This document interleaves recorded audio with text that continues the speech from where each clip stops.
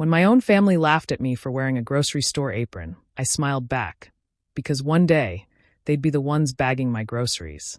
My name is Lena Hartwell. I'm 27, and I work at a small grocery store called Harvest Mart in a quiet Ohio town. It's not glamorous, but it's honest work. I never planned to end up there, but after my dad refused to co-sign my student loan, I had to drop out of college. I took the first job I could find. My parents, Patricia and Dennis, always thought they were better than everyone else. My sister Riley landed a fancy office job in the city, and my brother Joel was the golden child who could do no wrong. Me? I was the cashier. That's how they introduced me to people, not Lena, not their daughter, but the one who scans groceries. Every time I came home, I could feel their disappointment. Mom would wrinkle her nose and say I smelled like produce. Dad would joke that my degree was in cart pushing. Riley would brag about her promotions and mock my uniform. Joel would laugh just because everyone else did. I learned to keep quiet and eat my dinner fast. One night, we all sat around the dining table. Riley was talking about her new company car, how her boss called her indispensable. I tried to share something small, that I'd been named Employee of the Month for the third time. I thought maybe, just maybe, they'd be proud. But instead, Riley snorted and said, "Do they give you a golden shopping cart for that?" The table burst into laughter. Even Dad chuckled. I forced a smile, but my throat burned. I kept chewing even though I couldn't taste anything. That night, lying in bed, I stared at the ceiling and thought about how easily they dismissed me. I didn't have their fancy titles or suits, but I worked harder than any of them. I showed up every day, helped old ladies carry their groceries, trained new hires, and made sure the shelves were spotless. I wasn't worthless. I just hadn't been given a chance yet. The next morning at work, I tried to shake off the sting. Mr. Caldwell, my manager, noticed I was quieter than usual. He was an older man with gray hair and kind eyes, the type who believed in effort more than words. He asked if everything was okay. I told him the truth, that I wanted more, but no one thought I could handle it. He smiled a little and said, "Then maybe it's time we prove them wrong." That was the first time someone had believed in me in a long while. He offered to teach me how the store really ran, scheduling, ordering, dealing with suppliers. It felt like a door had opened that I never knew existed. I didn't tell my family. I didn't need their approval anymore. I just kept my head down, worked harder, and decided that one day they'd choke on their laughter. Working at Harvest Mart started to feel different once Mr. Caldwell began training me. I wasn't just scanning groceries anymore. I learned how the shipments came in, how to rotate stock so nothing expired, and how to handle the numbers behind every sale. I stayed late most nights, walking through the aisles with a notepad, checking prices, learning how everything fit together. It wasn't glamorous, but it made sense to me. For the first time in years, I felt like I was building something. The other employees noticed the change. People who used to see me as just another cashier started asking for my help. I showed them how to deal with tricky customers, how to spot damaged goods before they hit the shelves. It felt good to be trusted. Mr. Caldwell kept saying I had a good head for the business. That small bit of praise pushed me harder every day. At home, though, nothing changed. My family still laughed when I came over in my uniform. My mom would wave her hand and say, "You smell like produce again." My dad would shake his head and mumble about me wasting my time. Riley kept bragging about her new apartment downtown, pretending she didn't notice how their words hit me. I stopped trying to defend myself. Instead, I saved my energy for work, the only place that made sense anymore. One Monday morning, a new assistant manager showed up, Grant Myers. He was tall, confident, and talked like he already ran the place. From the start, he made it clear he didn't think much of me. He'd roll his eyes when I made suggestions or double-check my numbers like I couldn't possibly be right. But he wasn't cruel, just sure he was smarter. It didn't take long for that to change. One busy weekend, a supplier messed up a shipment, and we were short on half our dairy stock. Grant panicked, but I knew which local vendor could cover the order. We fixed it before Mr. Caldwell even found out. After that, Grant started watching me differently, not with pity, but with respect. Over the next few weeks, we worked side by side. We didn't talk much, but when we did, it was easy. He was ambitious, just like me, though he'd never admit it out loud. One evening, Mr. Caldwell called us into his office. He said he'd be retiring soon, and that the company was planning to sell franchise rights to employees. My heart stopped. He explained the cost was high, but it was a chance for someone who knew the business to own a store. A small spark lit inside me that night, a quiet hope I hadn't felt in years. Maybe, just maybe, that someone could be me. When Mr. Caldwell mentioned that the company would sell franchise rights to employees, I couldn't stop thinking about it. Owning a store felt like an impossible dream, but for the first time, it was within reach. I spent days running numbers on scrap paper, figuring out how much I would need. It wasn't small, but it wasn't completely out of reach either, not if I had help. After a week of sleepless nights, I decided to ask my parents. I rehearsed what I'd say on my drive over, trying to sound confident and calm. When I walked into the house, the smell of pot roast filled the kitchen. My mom was setting the table, my dad was watching TV, and Riley was scrolling through her phone. I sat down and told them about the franchise opportunity, how Mr. Caldwell believed in me, how I could finally own something of my own.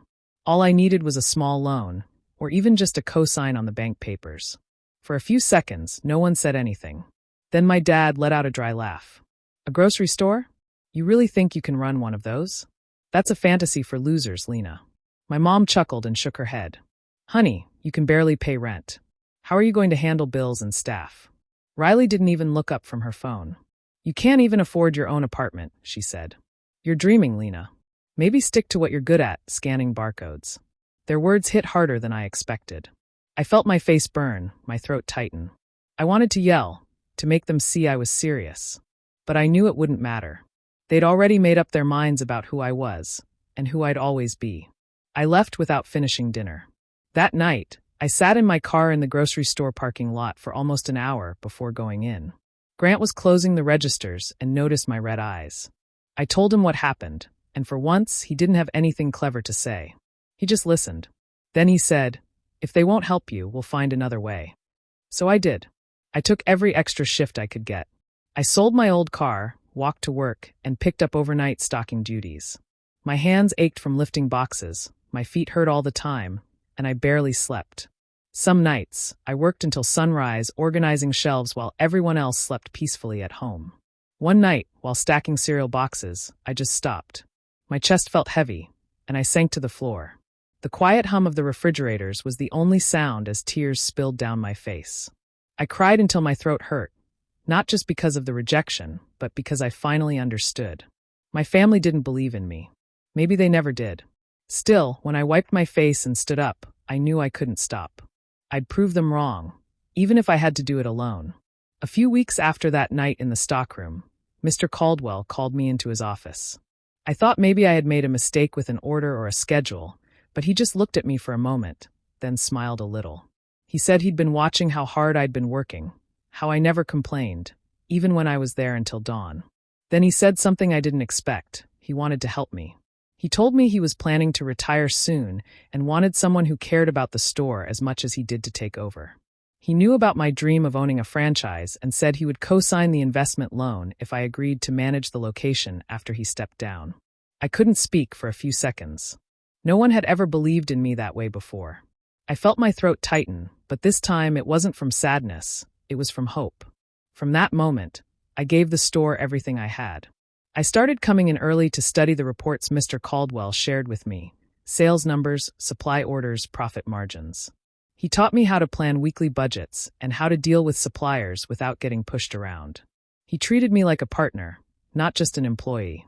Under his guidance, I learned what really made the business run: people. I began organizing small charity drives, food donations, toy collections, holiday baskets for struggling families. Customers noticed, and so did the community. Soon, the store was getting recognition from the local paper, and profits rose higher than they'd been in years. Even Grant, who is now a solid part of our team, told me he'd never seen a store turn around so fast. Mr. Caldwell was proud but quiet about it. One evening, he came in wearing his old brown coat and said it was time. He handed me an envelope with the final papers and the store keys. My hands shook as I took them. I was officially the new owner of Harvest Mart. That night, after everyone left, I stood in the middle of the aisles and looked around. The shelves, the lights, the faint smell of fresh bread. It all felt different now. It wasn't just where I worked. It was mine. I didn't tell my family. I didn't want their approval or their praise. I just wanted this moment for myself, quiet, real, and earned. The grand reopening of my store was supposed to be the biggest day of my life. After months of planning, training, and fixing every corner of the building, Harvest Mart finally felt brand new. The walls were painted fresh white, the floors shined, and the new sign with my name on the ownership plaque made my heart skip every time I looked at it. I wanted to share that moment with the people who had known me the longest, my family. 2 weeks before the event, I called them. My mom answered first, and I told her about the grand reopening. She sounded polite, even cheerful. "Of course we'll be there, sweetie," she said. My dad mumbled something about being proud. Riley said she'd bring flowers, and Joel promised to come early to help set up. For the first time in years, I thought maybe things were finally changing. Maybe they would see me differently now. The night before the event, I barely slept. I stayed late arranging the displays, tying ribbons on the doors, and setting up a table with snacks and coffee for the guests. My employees were just as excited. They'd seen me fight for this store, and they wanted the day to be perfect too. The next morning, I put on a new outfit, a neat blue dress with a name tag that simply said owner. I looked in the mirror and smiled. It wasn't pride, it was peace. I got to the store early, and everything looked beautiful. The parking lot filled up quickly with customers, neighbors, and local reporters. But as I greeted people, I kept glancing toward the street, waiting for my family's car to pull in. An hour passed. Then 2. I kept telling myself they were just running late. I checked my phone, but there were no messages. During a break, one of my employees scrolled through her phone and showed me a picture on social media. My sister Riley was hosting a dinner party that very night. There she was, smiling in a glittering dress, surrounded by friends and wine glasses. My parents were in the background, laughing. I felt something crack quietly inside me. For a moment, I couldn't breathe. But then I looked around at my employees, the ones who had stayed late, cleaned, helped, and believed in me when no one else did. I picked up the microphone and gave my speech anyway. I thanked everyone who showed up. I told them they weren't just staff. They were my real family, the kind that worked hard, cared, and showed up. They cheered for me, and I smiled through the ache in my chest. That night, when the lights dimmed and the doors closed, I stood in front of my store again. My family hadn't come, but I didn't need them anymore. I promised myself something right there. I'd make this business bigger than anyone ever imagined. I'd expand, grow, and prove that the girl they laughed at had built an empire from the aisles they once mocked. After the grand reopening, business began to grow faster than I ever imagined.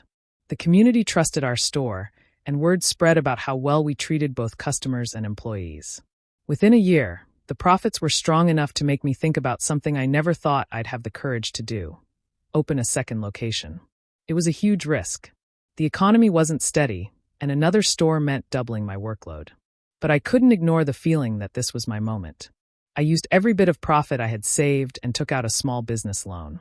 I found a space in a nearby town that had been left empty after another grocery store shut down. The building was old, the shelves rusty, and the lighting terrible, but I could see what it could become. Grant agreed to help me run it. He had stayed with me since the first store, becoming one of the most dependable people I'd ever worked with. I made him operations manager, trusting him to handle things when I couldn't be in 2 places at once. Together, we spent long nights planning, painting walls, and setting up the new systems. At first, everything went wrong. Deliveries got delayed, suppliers raised prices, and a large supermarket opened nearby, offering discounts we couldn't match. Some nights, I sat in the back office with my head in my hands, wondering if I had made a huge mistake. But giving up wasn't an option. I started meeting suppliers in person, negotiating better deals. I built stronger relationships with my employees, listened to their concerns, and made sure they knew their work mattered. Slowly, the store began to change. Customers started coming in again, not because of big discounts, but because they felt cared for. They said our store felt friendlier, more human. Grant said it was because I treated people the way I wished I had been treated. Maybe he was right. One night, after closing, we sat in the empty store surrounded by boxes of new stock. Grant looked at me quietly and said, "You know, I think I've fallen for you." I froze.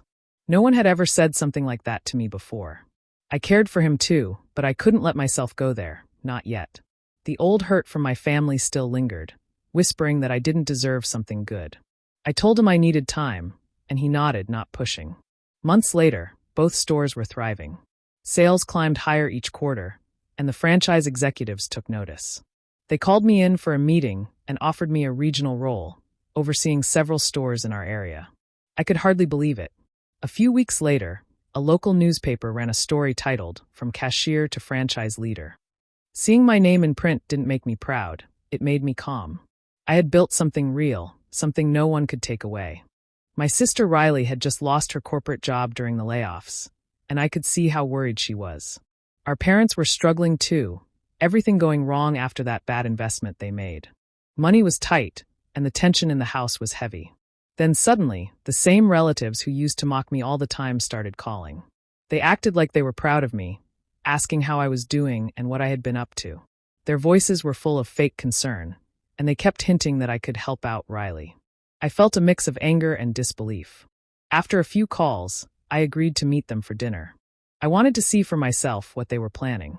When we got to the restaurant, they were all smiles, acting supportive and apologetic, as if they had always cared. They kept dropping little hints about how successful I had become and how I could be of help to Riley. I stayed quiet, listening to everything, my hands folded in front of me, feeling my pulse rise slowly but steadily. Finally, the food arrived, and I noticed the way they looked at me, waiting for me to take the lead. I reached for the check, slid it toward Riley, and said softly, "Corporate girls usually pick up the tab, right?" The silence that followed was heavy, almost suffocating. They didn't know what to say. I could see the surprise and embarrassment on their faces, and it felt like the power had shifted completely. I stayed calm, not letting any anger show, but inside I felt victorious. I watched them fumble, unsure how to respond. Riley looked at me, a small smile on her face, and I could see the relief. It was the first time in a long time that we felt equal to those who used to look down on us. I didn't need to say anything more. The message had been delivered. I picked up my bag, nodded to Riley, and walked out of the restaurant with steady steps. The air outside felt lighter, as if a weight had been lifted from my shoulders. I didn't look back, didn't need to. The table had turned, and finally, it felt like justice had been served quietly, without yelling or confrontation. Riley caught up to me outside, whispering, "Thanks, I didn't know what to do." I smiled at her, squeezing her hand. "We're stronger than they think," I said. And that was enough. We walked away together, leaving the empty restaurant and their stunned faces behind. I felt calm, satisfied, and finally free from all the games they used to play. The dinner had been a lesson, not just for them, but for me too. Patience, composure, and timing could speak louder than anger ever could. And tonight, we had all the power. Months had passed since everything happened, and Riley was looking for a job. She didn't have many options, so she applied at one of the stores I owned.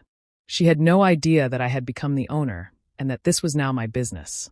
On the day of her interview, I was walking through the store when I saw her sitting nervously, filling out a form. She looked confident at first, but the moment she saw me step into the room, her smile disappeared. Her eyes widened, and I could tell she realized something was wrong. I greeted her politely and asked her to take a seat. I conducted the interview professionally, asking the usual questions and taking notes. Riley tried to act normal, but I could see the tension in her hands and the way she avoided my gaze. After finishing the questions, I offered her a position as a cashier. The same job she had mocked me for years ago. She hesitated, clearly struggling with her pride, but eventually she nodded and said yes. I could see the shock and disbelief in her expression, like she couldn't believe this was happening to her. The shift in power between us was clear.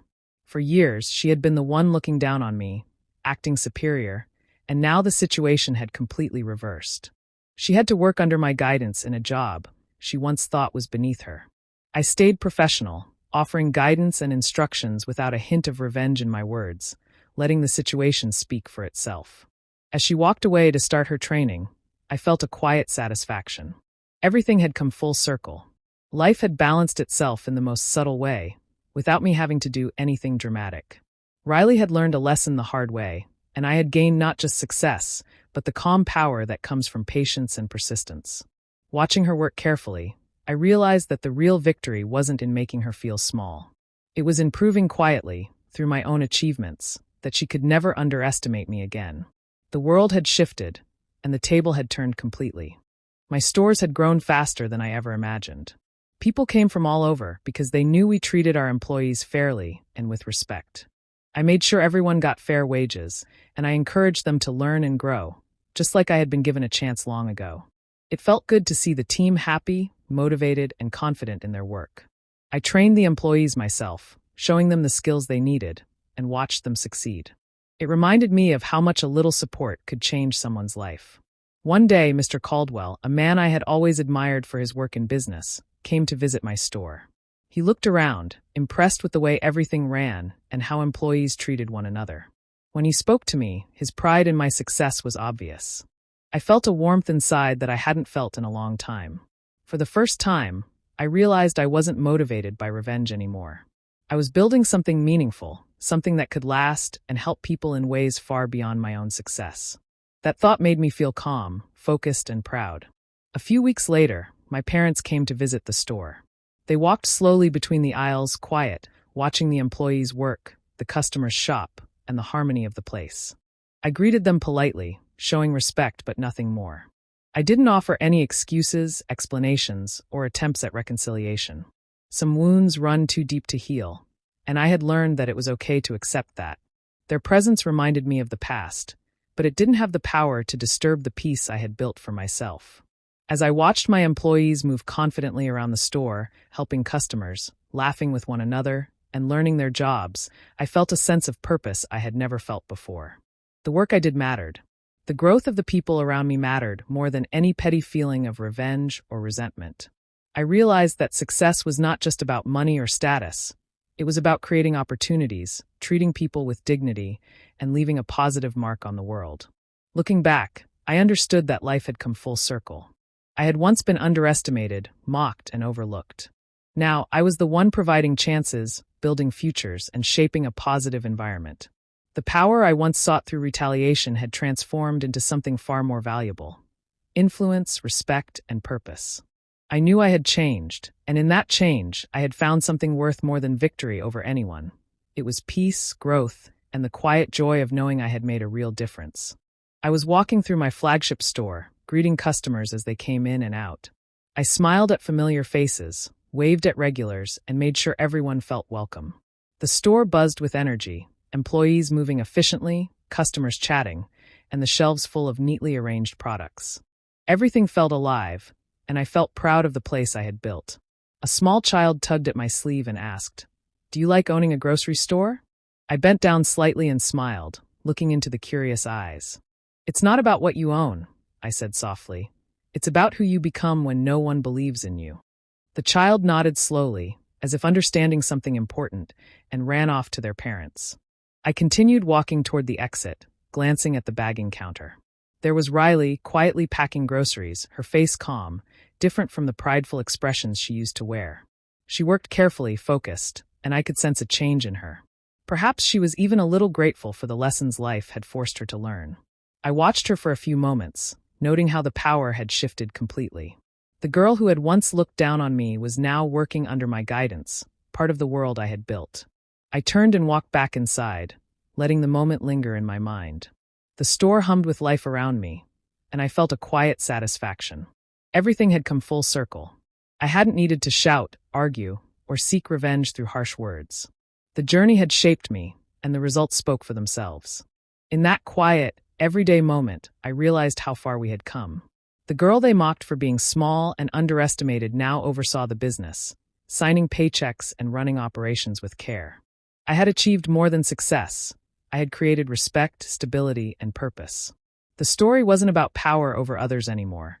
It was about growth, patience, and proving that belief in yourself can change everything.